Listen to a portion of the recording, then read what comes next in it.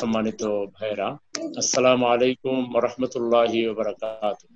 আমরা যে জমিনে বাস করি, এই জমিনে আমাদের বসবাসের স্থায়িত্ব কতটুকু, আমরা কতদিন হায়াত নিয়ে এসেছি।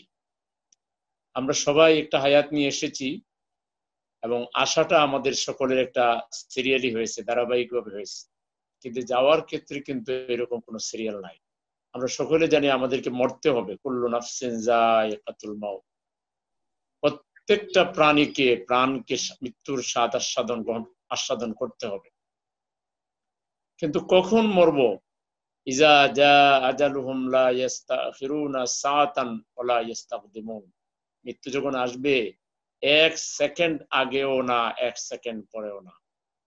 আল্লাহ আমাদের জন্য যে আজল ঠিক করে রেখেছেন, যে সময়টা ঠিক করে রেখেছেন, যথা সময়ে মৃত্যু আমাদের দুয়ারে এসে হানা দিবে। আমরা যদি বুরুজাম মুশাইয়াদের মধ্যে, লোহার সিন্দুকের মধ্যেও যদি পালাবার চেষ্টা করি, কোনো কাজ হবে না। মালাকুল মউত আমাদেরকে অবশ্যই পাকড়াও করবে এবং নিয়ে যাবে। আল্লাহ বলছেন যে আমি তোমাদের সবাইকে ফিরে নিয়ে আসবো। আল্লাহু লা ইলাহা ইল্লাল্লাহ, তিনি একমাত্র সত্তা, একমাত্র ইলাহ, লা ইলাহা ইল্লাহু, তিনি ছাড়া আর কেউ নেই।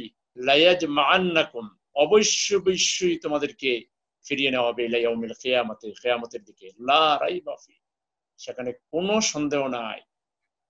সেই কিয়ামত যে কি হবে, ইজা জুলজিলাতিল আরদু জিলজালাহা ওয়া আখরাজাতিল আরদু আসকালাহা ওয়া ক্বালাল ইনসানু মা লাহা। জমিন সবকিছু বের করে দিবে। মানুষ বলবে কি হলো এই জমিনের, কিছুই তো রাখতেছে না, সব বের করে দিবে। ইজা সামাউন ফাতারাত ওয়া ইজাল কাওয়াকিবু ইনতাসারাত ওয়া ইজাল বিহারু ফুজ্জিরাত ওয়া ইজাল কুবুরু বুসিরাত আলিমাত নাফসুম মা কদ্দামাত ওয়া আখখারাত। কিয়ামতের সূচনা হবে এইভাবে। ইসরাফিল আলাইহিস সালামকে সিংহে ফু দিতে বলা হবে, আর পৃথিবী, আকাশ, জমিন সব একাকার হয়ে যাবে, কিচ্ছু থাকবে না, সব চুরমার হয়ে যাবে। মানুষ শুধু দৌড়াইতে থাকবে, দৌড়াইতে থাকবে, দৌড়াইতে থাকবে। অনেকে দৌড়াইয়া নবীর কাছে যাবে, আদম আলাইহিস সালামের কাছে যাবে, আপনি আমাদের আদি পিতা, আমাদের প্রথম পিতা, আপনি একটু সুপারিশ করেন। তিনি বলুন আমার দ্বারা হবে না, তোমরা অমুকের কাছে যাও। আমার কাছে যাওয়া হবে, মুহাম্মদ সাল্লাল্লাহু আলাইহি সাল্লামকে আল্লাহ তাআলা অনুমতি দিবেন, হে মুহাম্মদ, হে আমার বন্ধু, মাথা তুলো, বলো তোমার কি কি চাও। আল্লাহ রাসূল বলবেন, ইয়া আল্লাহ, আপনি বিচারটা শুরু করে দেন, যার ভাগ্যে যেটা আছে সেটা হয়ে যাক। মানুষ বড় কষ্টের মধ্যে আছে, সূর্য মাথার উপরে চলে আসবে, মানুষের গ্রামে মানুষ গোসল করতে থাকবে, সমুদ্র হয়ে যাবে, সাগর নদী হয়ে যাবে, সাঁতরাতে থাকবে। কি কঠিন এক দৃশ্য। এবং আমি সব লিখে রাখতেছি, তোমরা এখন যা করতেছো আর যা চিহ্ন রেখে যাবা, সৎকায়ে জারিয়া যা রেখে যাবা, সব আমি একটি কিতাবে লিপিবদ্ধ করে রাখছি। কোনো ভালো কাজ যদি থাকে সেটাও লেখা হবে, কোনো মন্দ কাজ যদি থাকে সেটাও লেখা হবে। বলা হয়েছে সেই দিন ইয়াউমা লা তাজিজি নাফসুন আন নাফসিন শাইআ, কোনো নফস, কোনো মানুষ কোনো মানুষের কাজে আসবে না। সেরকম একটা দুঃসহ কঠিন যে দিবস ইয়াউমুল আখিরা। আল্লাহ বলছে সেই দিনটি আসার আগে তুমি তোমার পাতের সংগ্রহ করো, তোমার পুঁজি তুমি সংগ্রহ করো।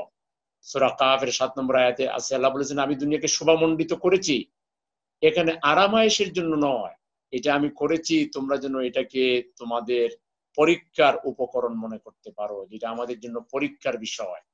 আল্লাহ যে খালাকাল মাউতা ওয়াল হায়াতা লিয়াবলুয়াকুম আইয়ুকুম আহসানু আমালা, কার আমল কার চাইতে উত্তম, এটা দেখবার জন্য। কারণ এই আমলের বড় দাম হবে কিয়ামতের দিন। আম্মা মান সাকুলাত মাওয়াজিনুহু ফাহুয়া ফি ঈশাতির রাদিয়া, তাদের নেকির পাল্লা ভারী হবে, তারা আনন্দ উল্লসিত করবে।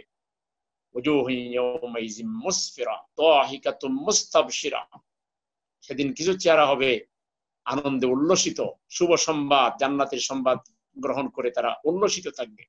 তাদের আমলনামা ডান হাতে দেওয়া হবে, সামনের দিক থেকে এনে ডান হাতে দেওয়া হবে।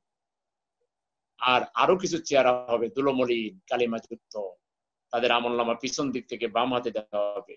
যাদের আমলনামা বাম হাতে দেওয়া হবে তারা নিশ্চিত জাহান্নামী, যাদের আমলনামা ডান হাতে দেওয়া হবে তারা নিশ্চিত জান্নাতি।